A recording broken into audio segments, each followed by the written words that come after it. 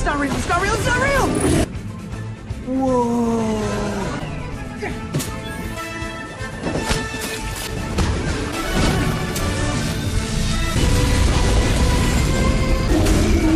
Big space show in the sky.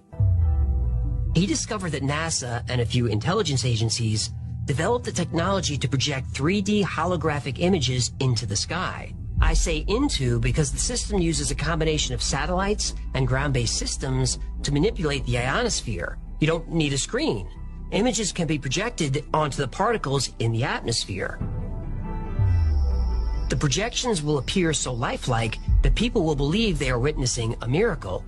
The dominant god of each region will appear in the sky.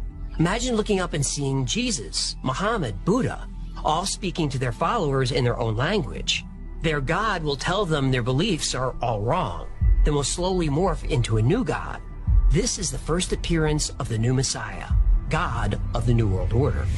The projections of Jesus, Muhammad, Buddha, and Krishna will merge into one, and explanations of mysteries and revelations will be disclosed. This one God will, in fact, be the Antichrist, who will explain that the various scriptures have been misunderstood and misinterpreted, and that the religions of old are responsible for turning brother against brother and nation against nation. Therefore, old religions must be abolished to make way for the new age, new world religion, representing the one God Antichrist they see before them.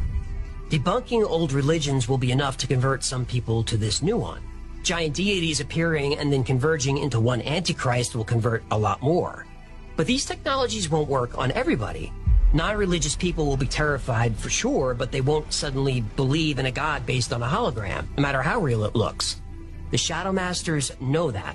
The Shadow Masters know that to create a one-world government and single religion, they need 100% of the population to believe.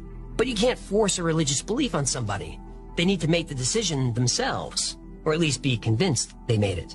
The elites know this. That brings us to step 3.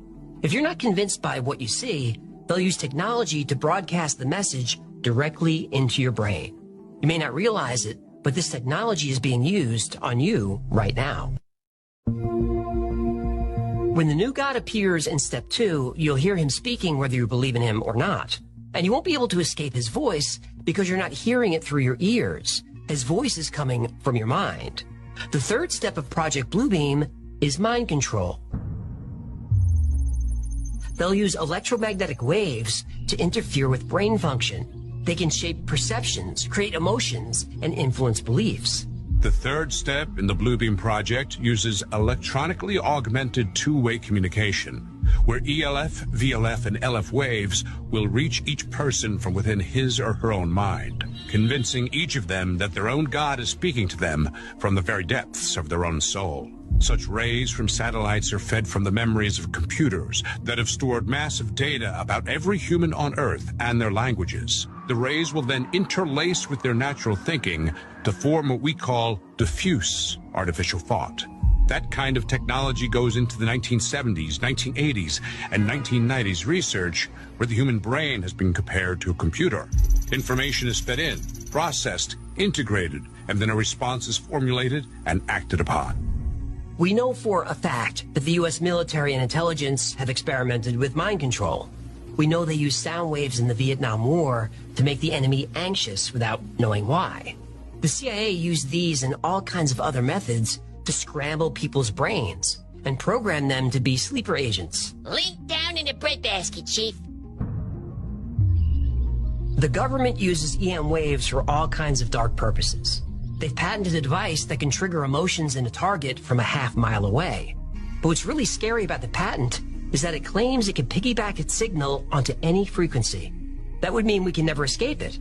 Everything that uses electricity has an electromagnetic field. Think you're safe living off the grid? Nope.